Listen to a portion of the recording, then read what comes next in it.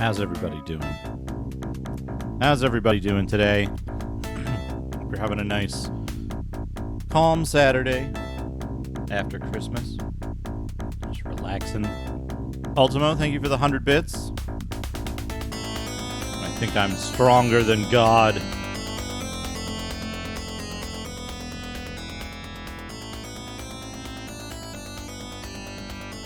Welcome, everyone. Welcome. Let's just go over to Doodad time and say hi. How's everybody doing? How's my hair looking? It's all messed up, but whatever. Had a double lock today for some reason.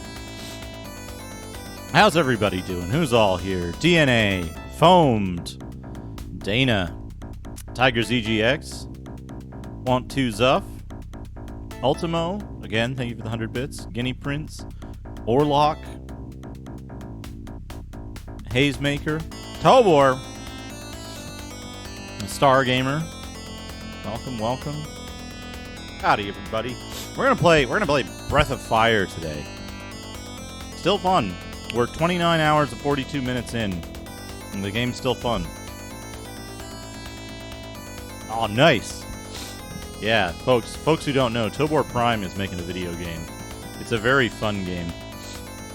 What I played of it, I played through the Steam Early Access full version, because there's a Steam demo and a Early Access version. I played through the Early Access version, and it was a ton of fun. So check it out. Tobor, if you got a link, throw it in chat. Please. Love to support creators who are part of the community. Hell yeah, Avocado Kit Kat. Oh man, Dana right off the bat. Duke Development. We gotta change the time. It's not Doodad time. It's development time. It's development time. Let's move me up here. How do I do this? I think if I have... That's really fast. Wow. Huh. My stream latency to my own stream is like extremely short. Sexy shirt. It's a pajama shirt. That's the secret. This is Sharp X68000 music. We're listening to the soundtrack from Last Armageddon, or at least parts of it, that I recorded off of my X68000 yesterday, day before. I posted all the files up in my Discord and the media channel if anyone wants to hop on and grab them. Alright. I need to open Game Maker Studio 2.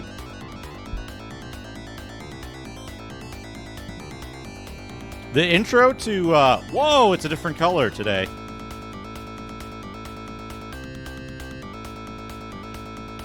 Oh, right, I changed this for some reason. And now I, can't read anything. Continue light.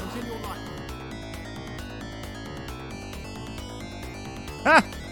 Star Gamer, thank you for the 10 bits. I appreciate that. I don't remember how big this was supposed to be. I changed it around. This one, I think. I had to migrate to a new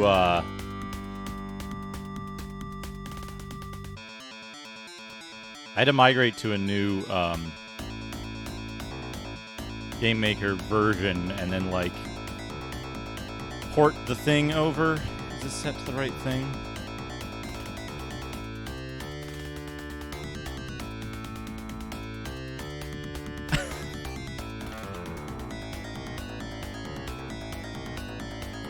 Yeah, here we go.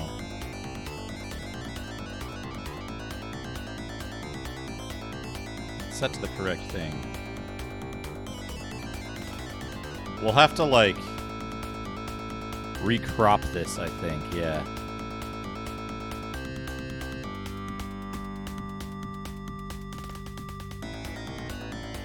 that's okay. That gives me more space to do this. Right. There we go. That's good.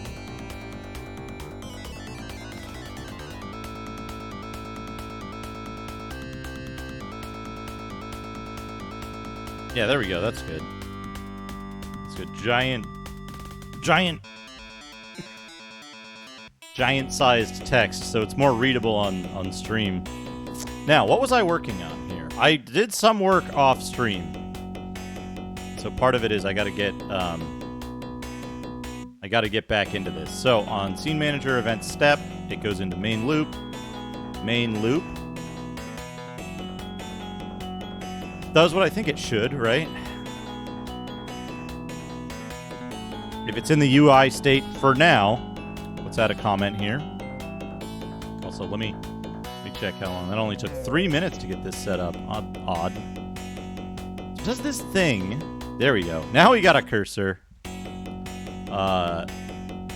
Temporary. Make sure to replace this when there's a UI.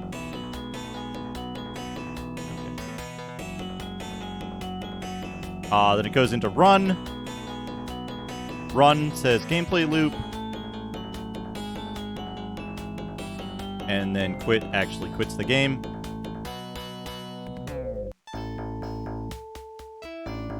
So gameplay loop, it goes in, it checks if there's any, if it's in the UI state, it'll immediately go into explore state, which is correct.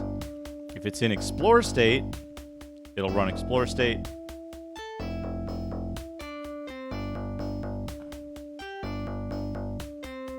Right? And then it will, let's see what it's doing here. I'm gonna have a little snack while I think about this. So if it's in wait, it goes to ready. If it's in ready, it does party movement.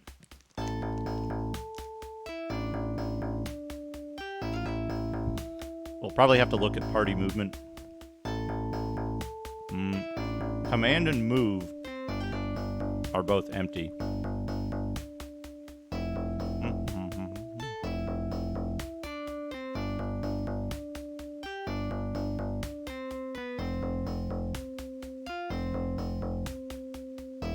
In draw, it updates and goes back to wait. I was watching Dot Level play Sorcery Saga, Mado Monogatari, and that has an enlightened self-interest in it. It's pretty good.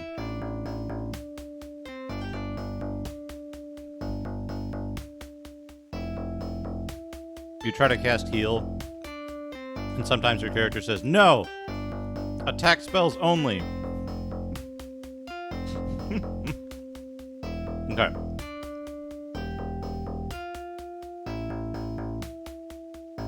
Oh, right, I still have 2. Yep, okay. Good, I checked this. I still have 2 switch statements in here. Right? So we need to be working on this one.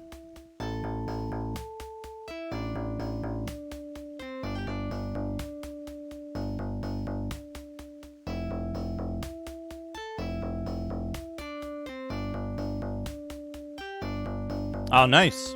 Nice to hear, Stargamer.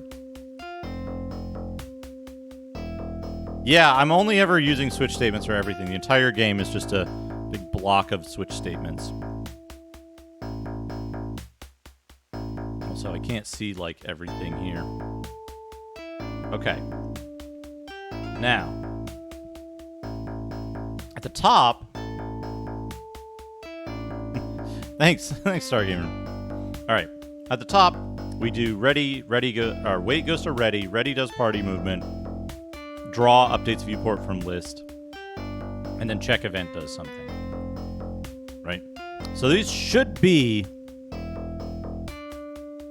the same, right? Now, we need to look at party movement, because party movement does some really naughty shit.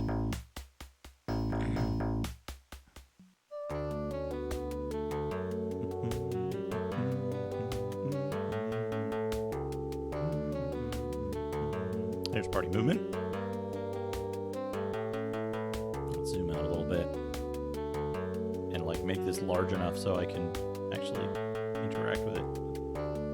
I've increased the size of the interface, but the handles are still 1 pixel. Okay. Roll down a little. There we go.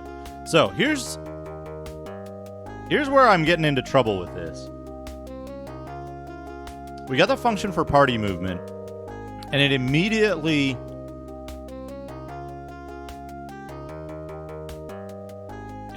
goes into the checking of stuff, right? And then it sets these states to check for events. Now I think here's what I need to do. Here's what I need to figure out here. I'm glad Dana and Tobor, I'm glad you're both here for this. Hey, and Wavila too. We got the house is packed with devs. This is excellent.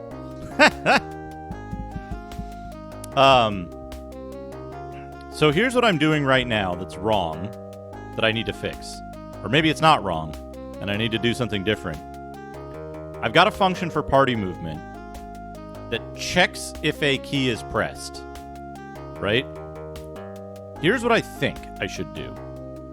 Right? I think I should split this code up and I should say check if these keys are pressed and then return a value. If the value is well, no, because then because it would have to wait 1 cycle, right?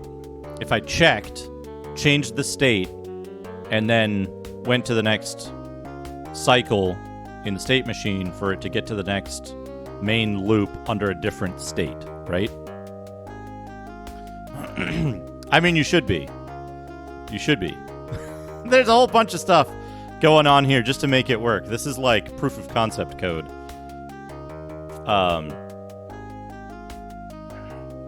What? Party facing can only ever be one thing? Yeah, I could and should switch that. Yeah, it should be a switch.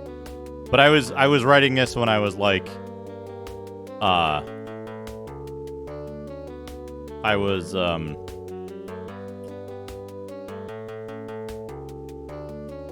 in the middle of writing all this if stuff that had to be ifs anyway. So, more importantly, there's 2 things going on here that I want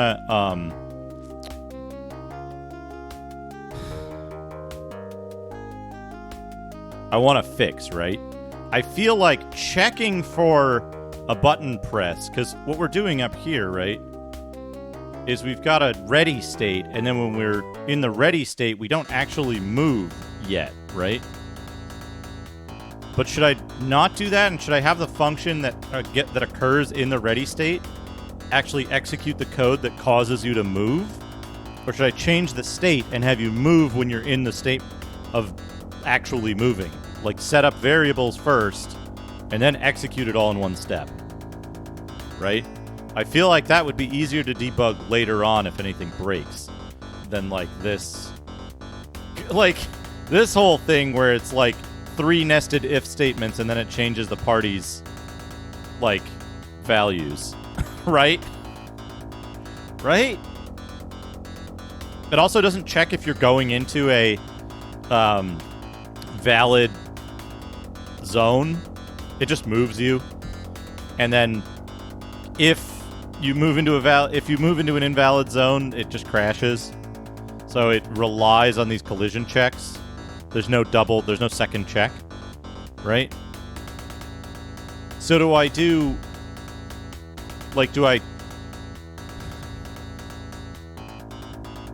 where is party facing? Where does party facing exist? It's not a global. Where the hell am I getting that from? Oh, I don't remember how variables work in GameMaker Studio. Shit. That's bad. I don't remember how I'm accessing a non-global variable in this case. Where is this coming from? Is it because party facing is part of This guy, the scene manager?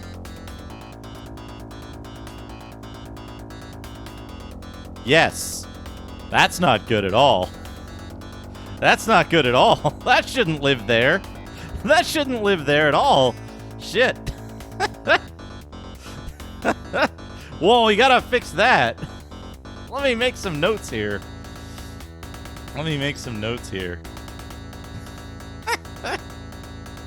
We gotta fix that. Next time, figure out where party variables live. No, wait, where they should live.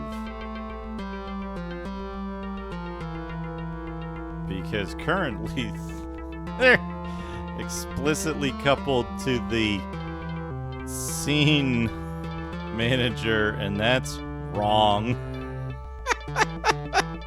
Well, there we go. There's something. How to make a game.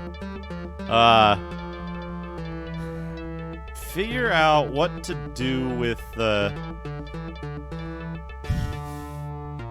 If we figure that out... Yeah, I probably need to create a party object. Tobor, do you frequently create like weird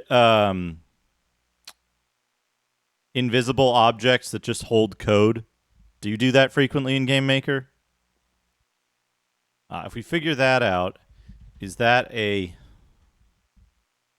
maybe create a weird invisible object just to hold code? If we figure that out, is that a reasonable place to store variables like what's going to happen next cycle of the state machine? For example, detect key presses, then set up variables for what happens next cycle when the party actually moves. Right? Is that right? Is that a reasonable place to store variables like what's going to happen next cycle of the state machine? For example, detect key presses and set up variables for what happens next cycle when the party actually moves. So we set up a variable like movement key pressed, right? But then we'd just be doing the detection one layer removed, and it would be doing the same thing, right? Although we could make that that could be an enum. Yeah, we need a party object. We probably need a party object, and the party object needs to have character objects, right? I think, yeah. And then those can have variables for all the shit that they need. Hey, Elydium, how's it going? Yeah, so I think I'll need to create a bunch of objects. Maybe we can take a step back from the state machine stuff and do that next time. Let's we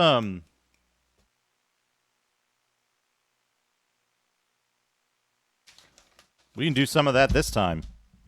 I got paper. You can't see it, so we're going to go back to... We'll go back to... Hold on. Let me make sure I save this. We'll save that. Save. It should be saved. We'll go back to big webcam. There we go. Let's close this for now. Hey, Sarathir, how's it going? Actually, yes. Okay, now. Oh, we ran out of music. Let's go back. Here. Good. Hey, Fractal Mind Mike. We're doing a little extra development time. Also, I've got this tiny last third image that's stuck around. We're still doing it. We're still doing a little dev time. You can't see the paper that I've got here, but I'll show it once I got something here. So,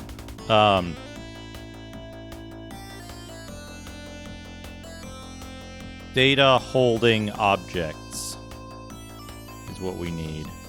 And we need party.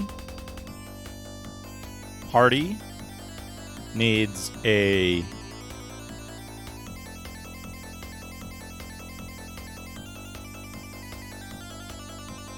list of characters. Right? Party needs a position, a facing. Hey, Cuba, how's it going? We need list of characters, position, facing. What else?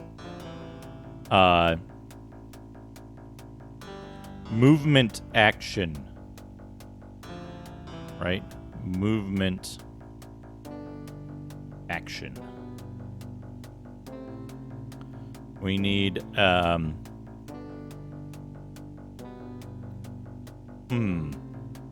Scene manager should be responsible for the current map, right? So the player doesn't need to keep track of what map they're on. The party.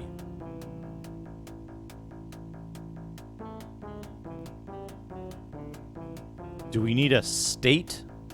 Like, no, well, movement, we're going to say movement state. Not movement action, movement state. Because that will allow us to put the party into an automatic moving scenario, right? Like a tile that forces you to move, or a tile that spins you around and something like that, right? And because we can put the movement state into a state like player-initiated movement or event-initiated movement, we can separate those two and make that a little more effective, right? We can do stuff like turn the player twice and then stop, instead of doing, like, it'll basically check for events if the player is using player-initiated movement, or we can have events that differentiate between the two. Did you land here from a teleporter? Then don't do the other movement thing that you would do normally if you stepped here from another square. That kind of thing. Characters. We need characters. What do characters need to have for the time being? For the time being, let's give characters a name. And that's it. That's fine. That's all we need for now. What else?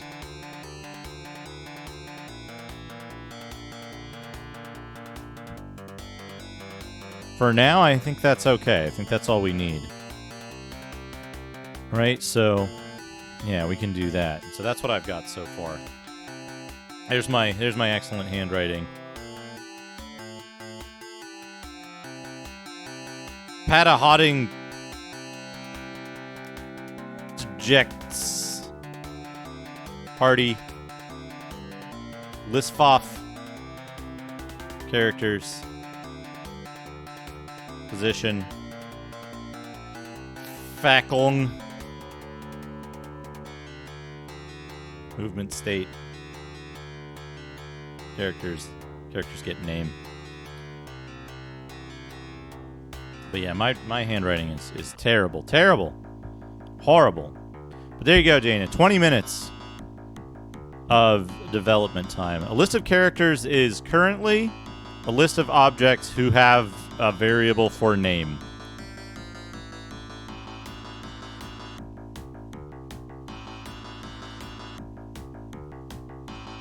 Yeah, my writing in the Game Maker handbook was better.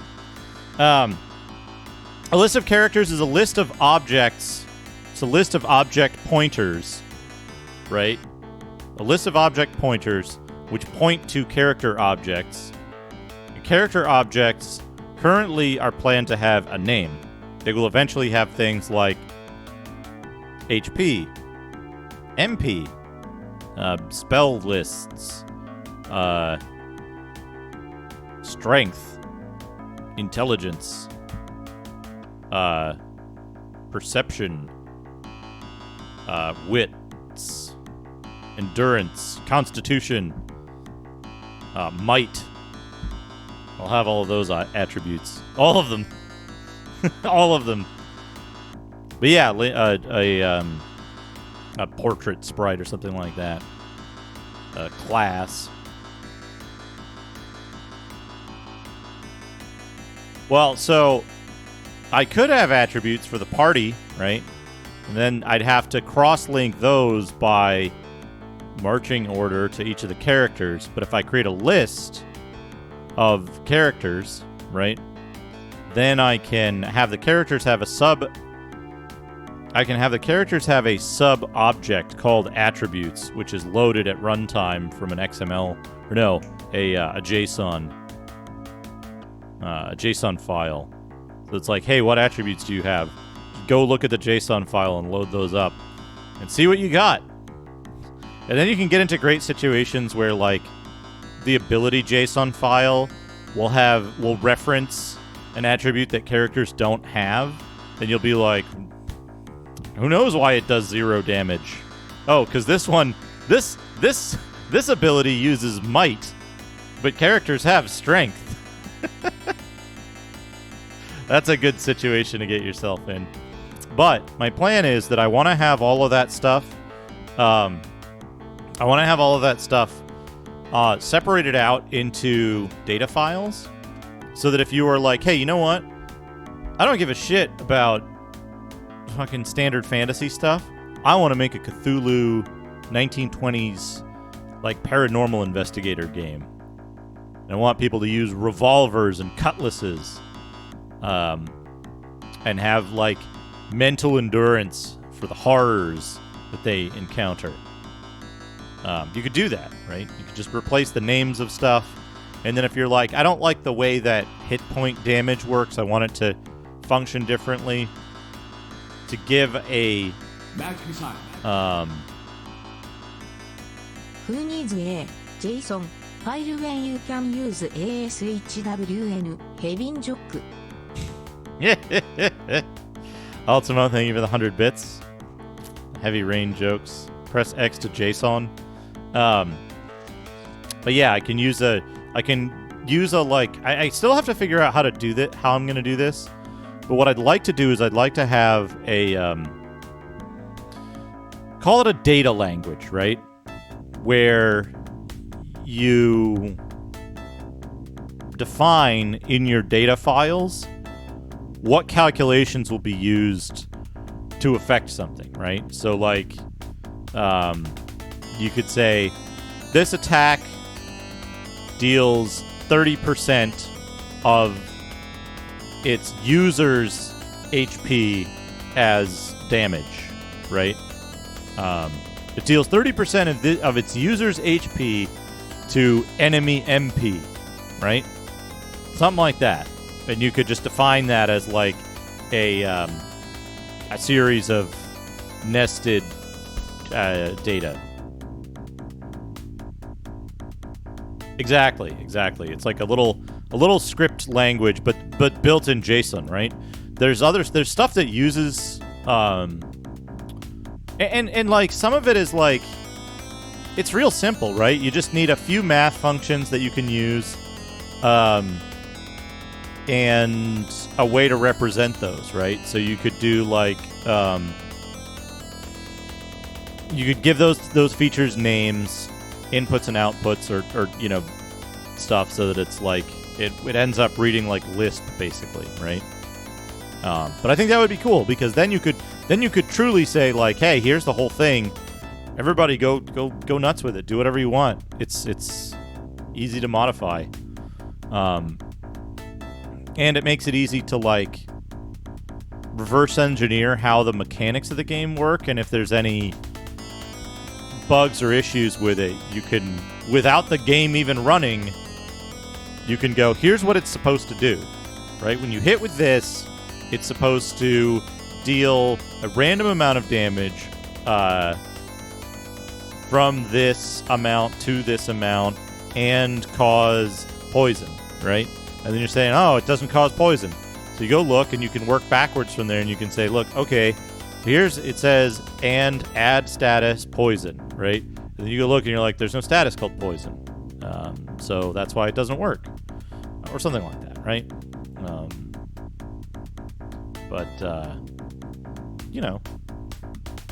That way it becomes usable for other people without having to go through the difficulty of setting it up, right? Setting up the whole engine. Building the engine from the platform. Anyway, there you go, Dana. There is your Duke development. Add status, Watchan Donuts. Watchan Donuts. Basehole, thank you for the 100 bits. How you doing, Basehole? I hope you had a good Christmas. We did make progress. We found something very important there. That stuff was stuffed up there. So I'll tell you something about programming. You can learn how to program. Pretty much everybody can. It's a skill, and like any other skill, you have to practice. You have to do it. You gotta do it, and you gotta get started and do something. Pick small stuff. Be happy with making a program that says "Hello World," and then says "Hello World" a random number of times. It says "Hello World" and displays a little picture, that kind of stuff. But yeah, you do have to like looking at documentation. That's true. All right, let's go over to the Super Nintendo scene. We're not playing Death Keep. What am I doing? What am I doing here? We're playing Breath of Fire. Also, did I screw this up? I don't think I did. Let's just double check. I did screw it up. It should be like 12.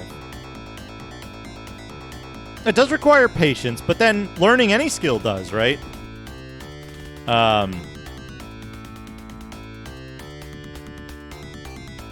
Yeah, as your stuff starts to work, it's fun. Any skill takes patience to learn, right? Nobody sat down and was like, "Oh, hey, guitar. I can play that." You know? They sat down and they were like, "Oh, how do I do this?" And some people figured out that you got to like crank your wrist around all weird, right? Some people have longer fingers, so they were able to form chords more easily. But nobody sat down and did it like right off the bat. Hey, Tiger Max E, how's it going? Everybody had to learn, and it took patience. Oh man, what's this? What am I clicking on? IBM Knowledge Center uses JavaScript. Scripting appears to be disabled or not supported for your browser.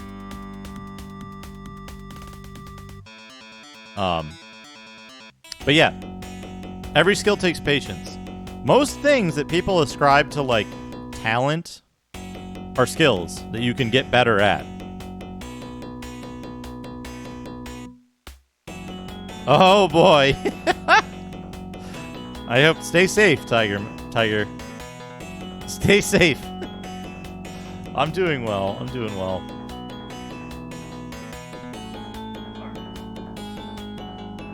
We're gonna play some.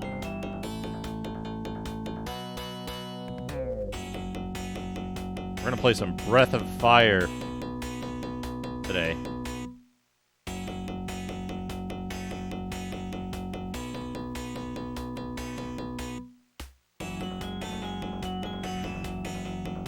I made cookies today, by the way. That was fun.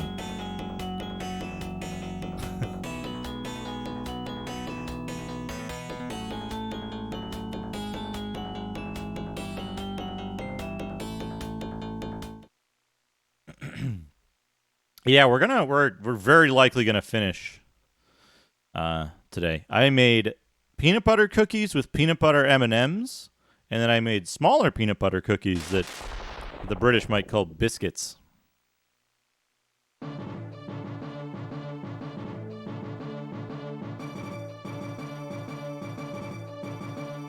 Every time I hear this, it reminds me of some other music, and I can't place it because it immediately changes. Every time.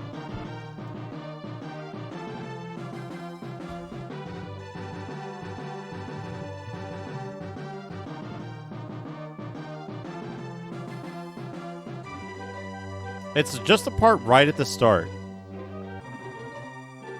It's just the part right at the start where it's like, it's a like high-low hit, like an orchestral hit, and the like punchy like percussion.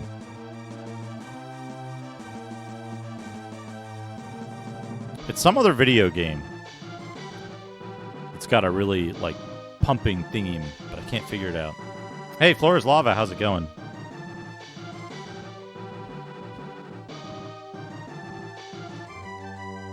Oh, nice. Nice. Yeah, it's like the do like that thing. It reminds me of some other game and I can't fucking place it. Damn it. Here we go. Let's start the timer up. We know what we need to do.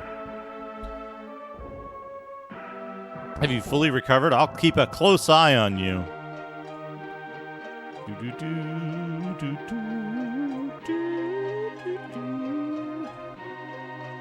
All right, everybody's full up on everything. Good.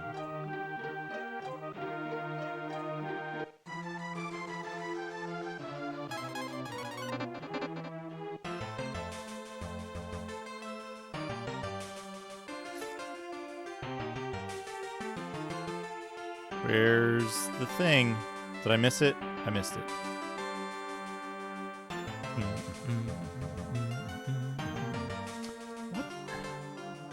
What game could that possibly be?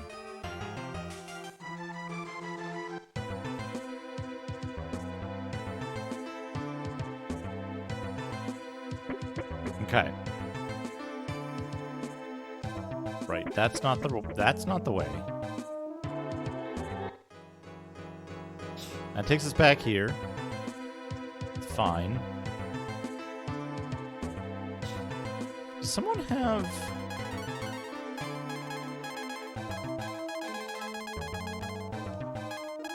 Oh, we lost all the keys, so we have like a bunch of... Bill Bull, how's it going? Thank you for the good luck. Bill Bull was playing some Star Ocean earlier. The beat go like this.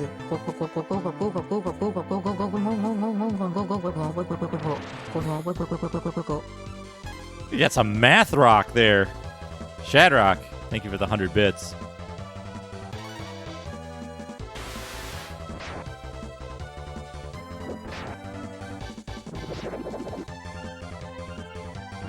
I played very far into,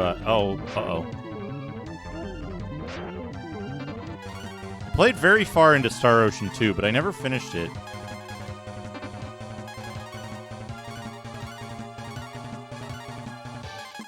I should just... Oh, the X.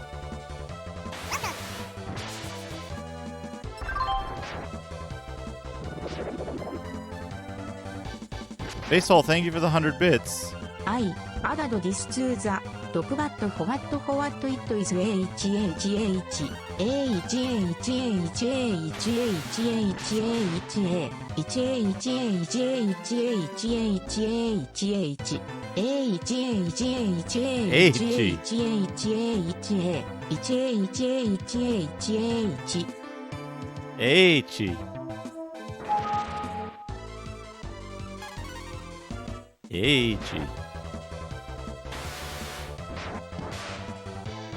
Baseball, thank you for the 100 bits.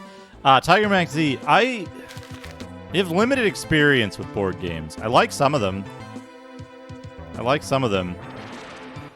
But also, like, I think there's a number I haven't... my experience is relatively limited. I like probably 70% of the board games I've played, which is a small number.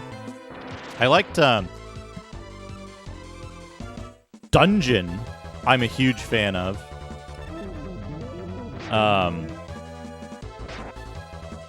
Hero Quest seems really fun. I've only played that kind of by proxy through Tobor's a board game, a re-release of a Dune board game. Interesting. Interesting.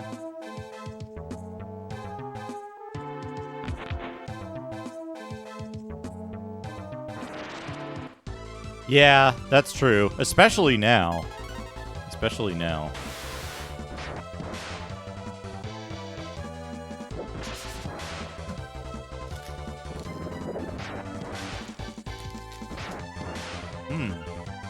Omega Virus from 1992. Interesting.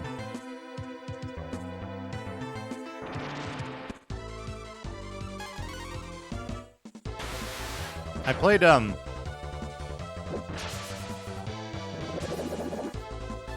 what's it called?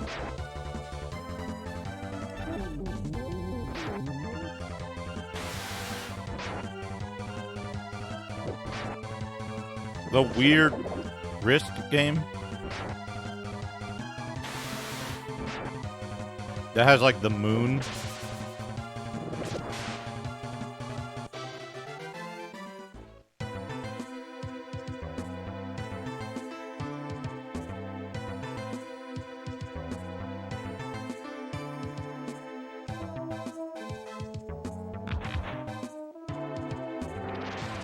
Risk 2210. There you go. I enjoyed that. I recall playing a game of Axis and Allies as a kid. It was fun.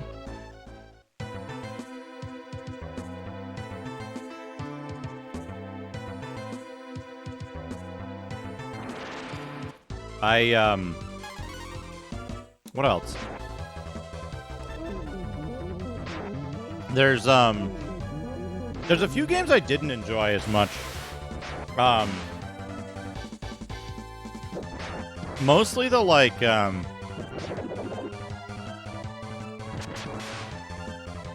mostly the ones that are, like, I don't know, weirdly, that make people get weirdly competitive. Standard strategy games with an element of chance, I didn't really have a problem with.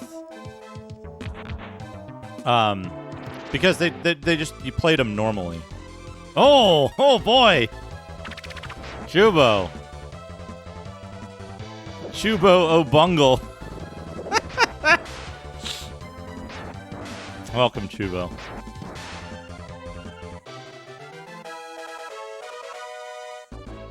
Dad reaches level 30.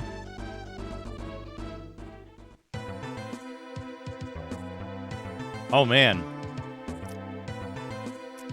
Does that mean,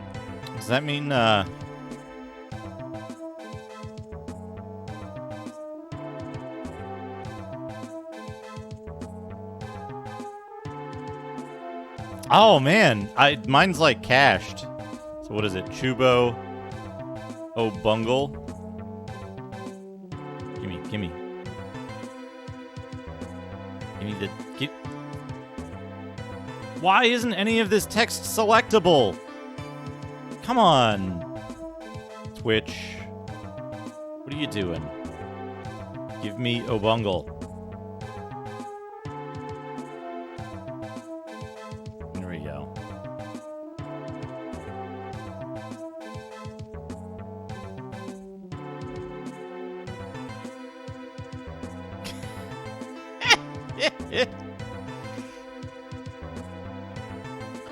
So, Wizardry 7 Gold pisses me off because they redid all the audio and it's all worse. And the graphics, they redid the graphics and the graphics are all fucked up too.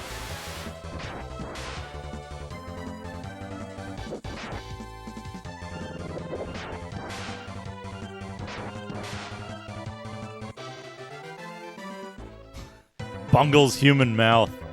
But yeah, there's some board games that there's some board games that bring out like unusual competitive streaks in people, and I'm not a huge fan of games that do that. I'm a big fan of like indirectly competitive games. That's why I like Dungeons so much. You're all kind of racing to get the highest score, to each get the highest score, rather than like directly screwing over other players. Uh-oh. I didn't realize that guns got zombified.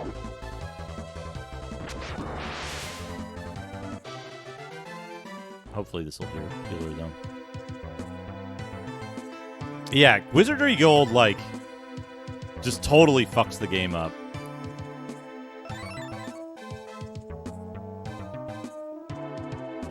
To me.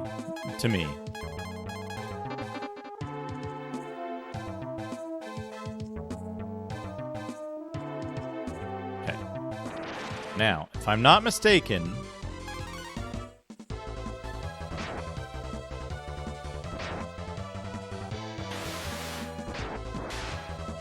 these guys attack really fast.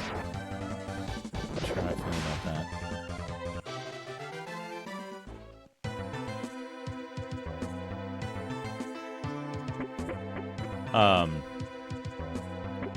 What are some of the other games I enjoyed? There was one gigantic, like, grand strategy game that was fun to me.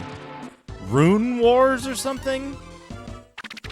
It was basically just Civilization, but in board game form.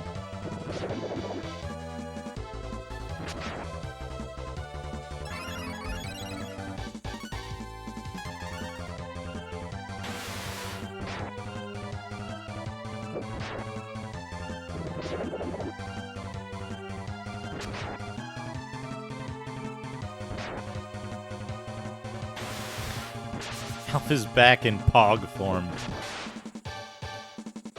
Imagine if someone had an Alf.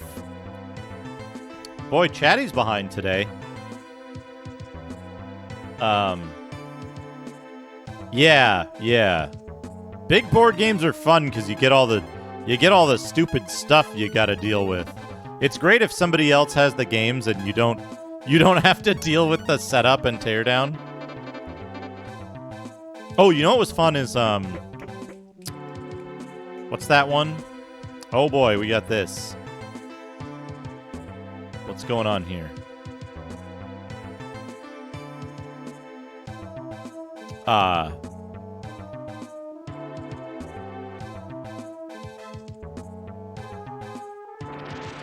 What's that game? It's a big, like, concentric circles. Well, concentric rectangles.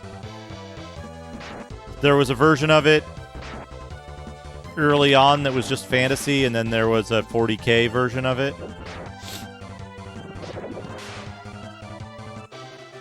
The cross button, yeah. Tobor knows what it is. I bet Tobor has a copy of it. The 40K concentric circle board game.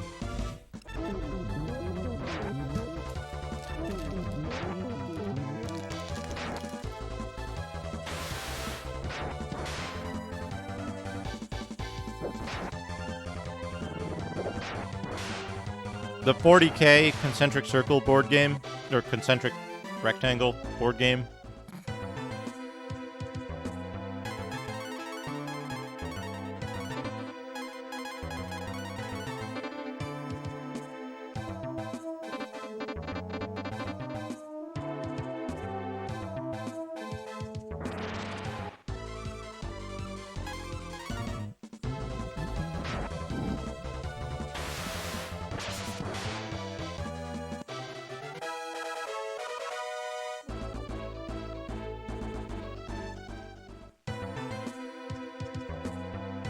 No, it's a game.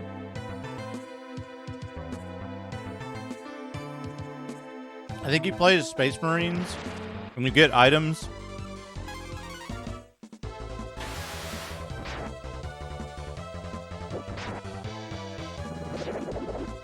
And like,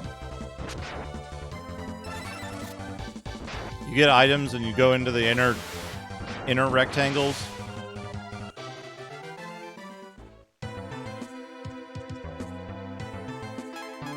And it's based on an older game that's like mechanically identical. It's based on an older game that's mechanically identical.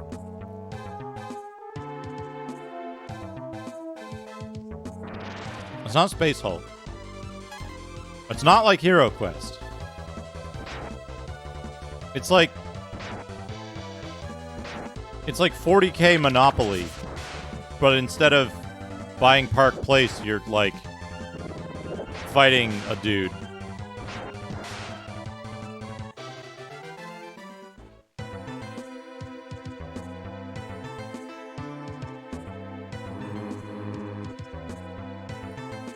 Hold on a second. Hold on a second. I don't know if this is the right thing.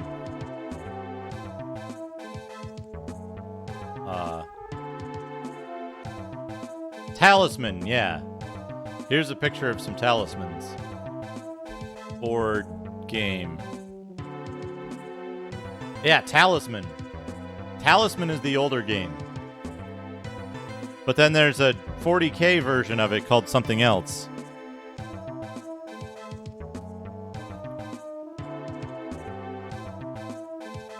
What's the 40K version called? Oh, that turns everything off. Well. Is it just called Talisman 40K? I thought it was called something else. Relic, yeah. Yeah, that's the one. Relic. Relic is fun. Relic is fun. Oh, we probably didn't want to do that. Whoops.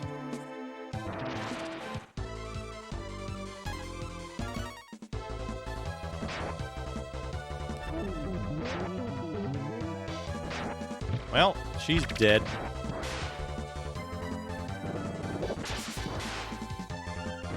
Oh man, can you imagine how, like, 40K 1.0 board game with, like,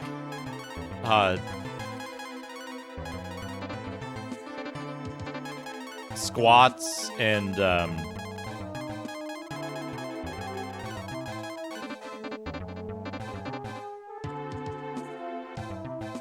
Zotes. Are Zotes the, Are Zotes the one that are like, what's the word I'm looking for? They're, what were the ones that were gonna be the rat men, the space rats? What the fuck are the rats called? I'm like, my brain is gone.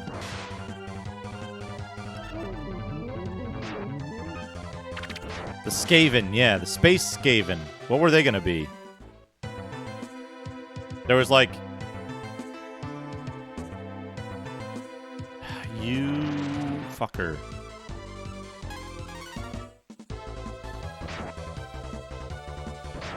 They were like weird little...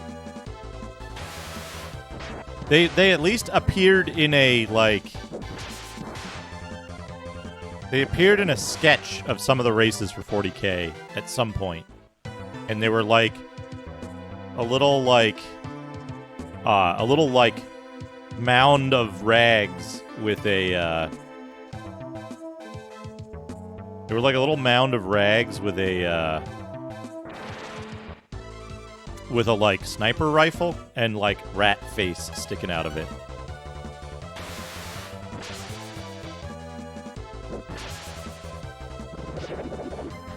What were they? Hold on a second. Space Skaven. I looked this up before.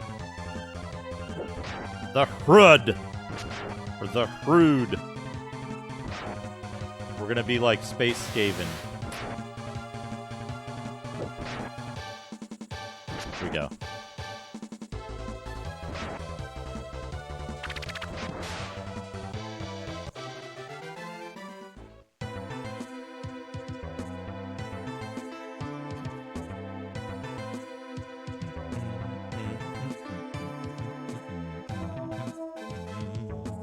Do, do, do, do. Do, do.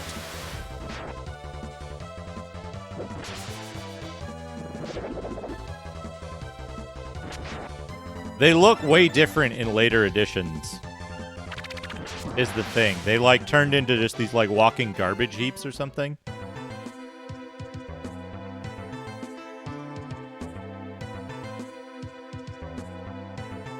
Oh, I took the correct path before, but then I did it wrong. What a trick.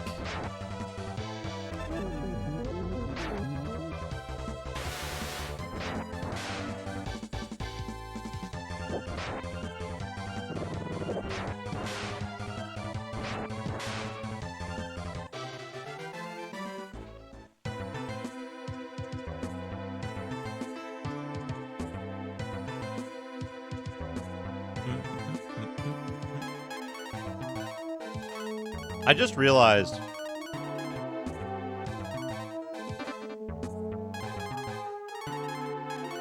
is this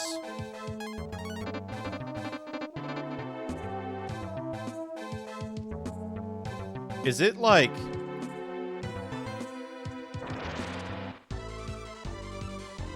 is it changing the level around? It is. The background changes whether the floor is on or off, and that's really cool. That's really cool to me. Hey, Fishman leveled up. We'll use him for sure.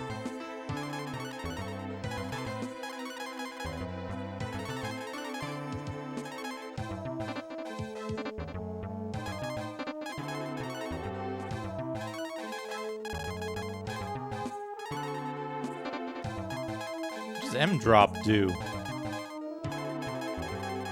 Don't I have acorns?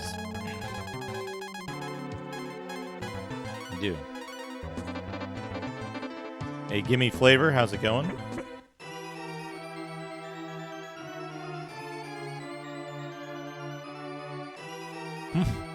Surprise! Fanfics. Skaven orgy fanfiction.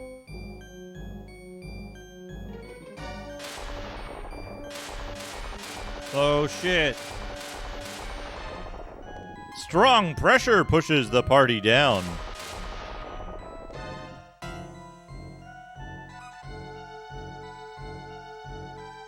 Dad, what took you so long?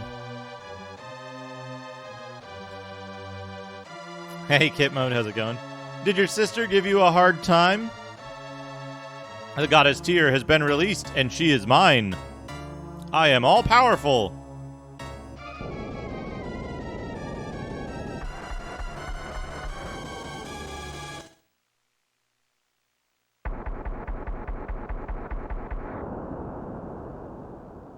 Ha ha ha ha!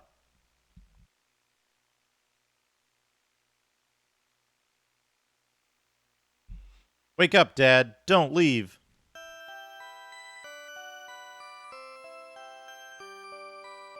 What is this, base hole?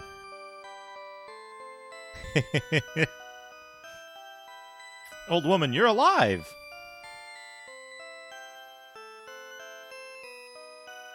Holy shit. Tobor, that's awesome. Your sister asked me to take care of you in my dreams.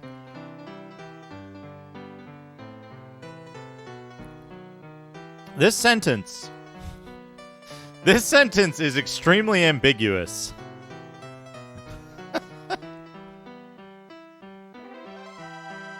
When I woke up and walked outside, I found you. She is always protecting you. More complicated elves.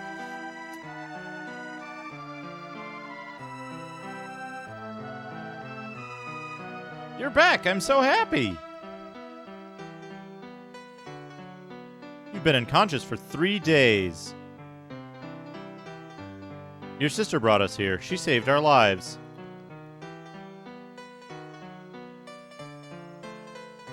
Lady, emergency! Oh, you are back, Dad. Jade has resurrected Obelisk. We must stop him. Everyone is waiting outside. Let's go.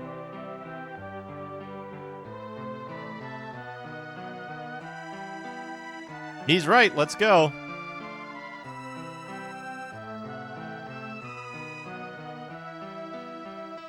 Fight for us and for the sake of your sister. I didn't know that something so formidable was buried there.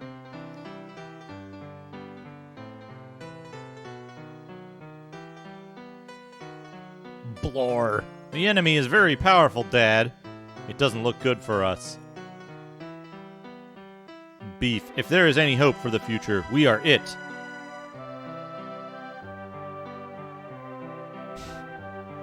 Is this the dog? Oh. Triangle turd. It's our responsibility. Let's go. Obelisk will move around. It's in Scandi right now. Lady can take us there at once. Why is Jerk in the party? Why is Thoth not transformed? Is everyone ready? Let's stop Jade. I saw something. You can't fucking fool me, game. Try one last time to put fucking this jerk in the party. You go last. Last.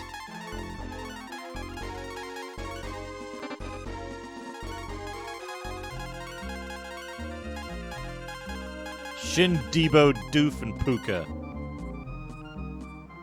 We want Puka.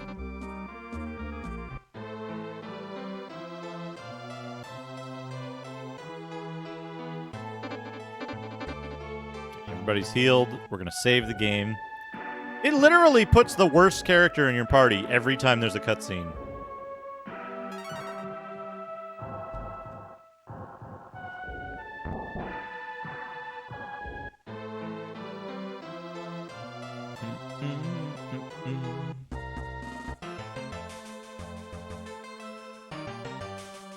Shit, where's Scandi?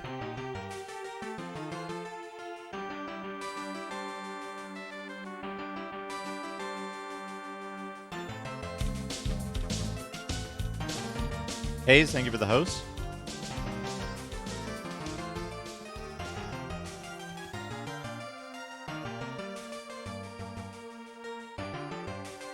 I don't remember what any of the towns are named. I guess I should look this up.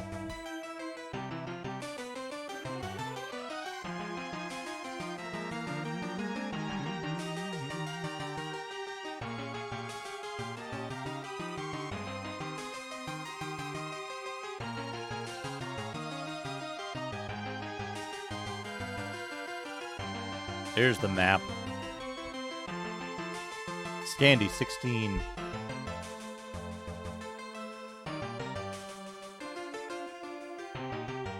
South.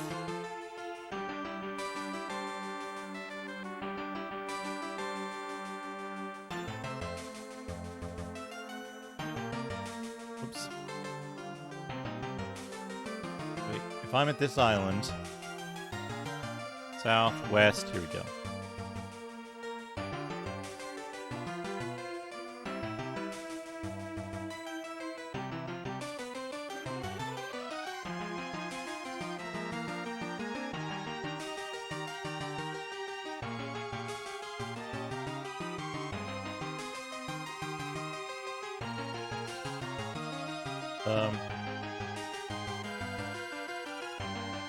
What shit am I? Oh, there it is.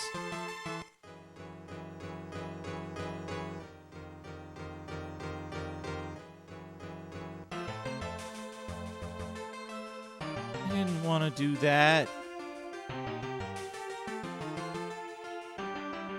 Okay.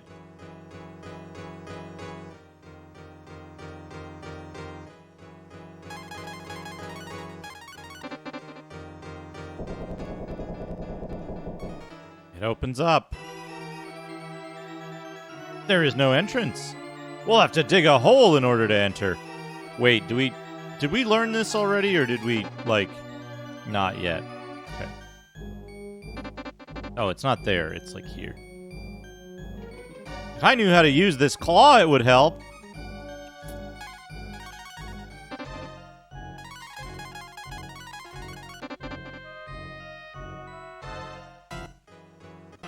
Yeah, a party without guns.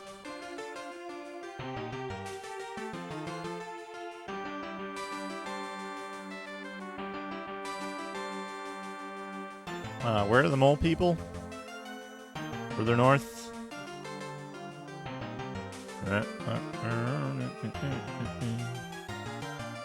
Do do do do do do do.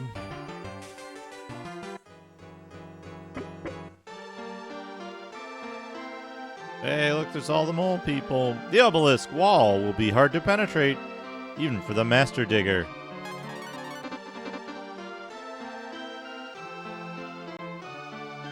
I would like to help you any way that I can to save the world. We must defeat Jade before the world is on its knees.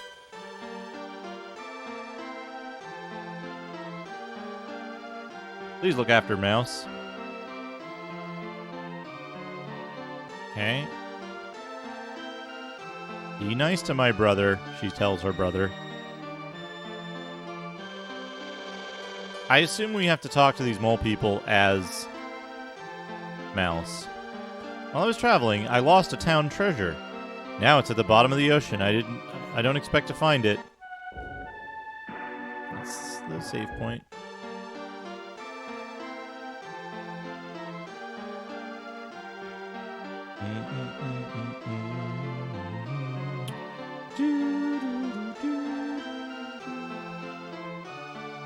I need the yell button from Might and Magic 6. Are you the Master Digger? You found the eye claw. Good work. I'll show you how to use it, Mouse. Watch closely. You spin around a whole bunch.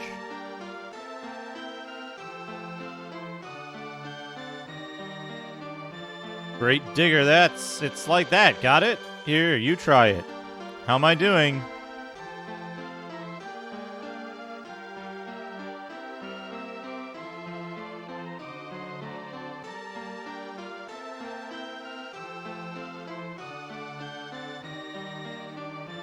I guess that's about right. Mouse learns how to use the eye claw. Remember, it's old, so you'll only be able to use it once.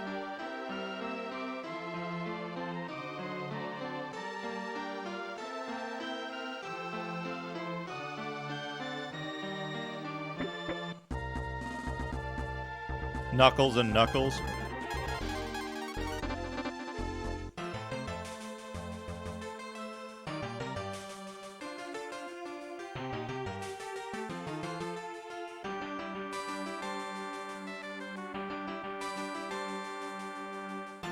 Hey, it's just like any other Apple technology. Zing. Got him.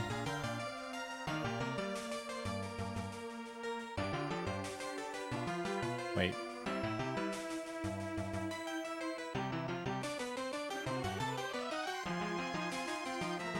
There it is.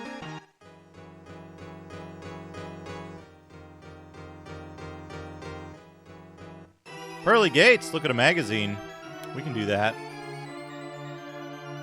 Let's dig a hole in order to enter first. Wait, shit. Shit, let me go save the game first. Let me go save the game first. I just realized I spent a bunch of time doing stuff and hadn't saved. Where's the nearest place to save? It's up here, right?